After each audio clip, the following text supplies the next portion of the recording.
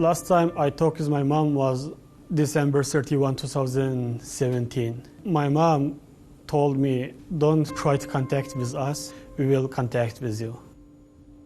He said, let's talk next time, let's talk next time. That was the last time we ever talked to my father.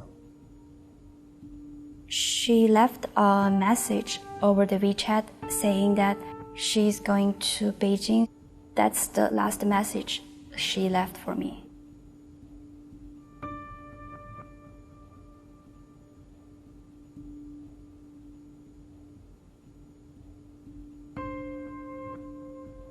Almost everyone that I know was taken into camps. It felt like our entire social circle was just evaporated like that overnight. My friend told me my parents are studying, but I know the word studying means relocation camp. In the one night, I lose everything.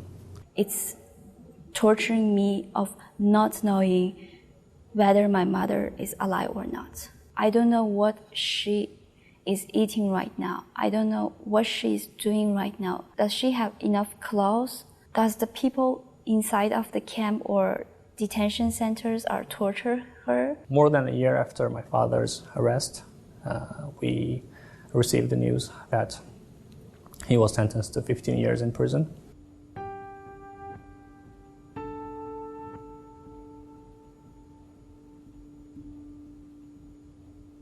They fear that Uyghur people learn their own culture too much, and they fear that we have this kind of ethnic pride. And then they don't even give a reason, just because they are the Uyghur Muslim.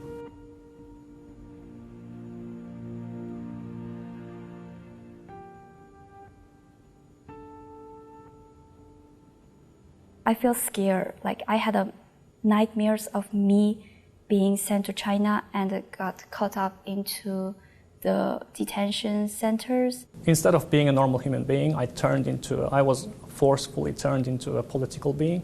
When I feel homesick nowadays, the best thing I think I can do is to try to do something to help my father, try to do something to help millions of Uyghurs that are locked up in concentration camps. People who watching this video, please call your senators, ask US government to help the Uyghur peoples.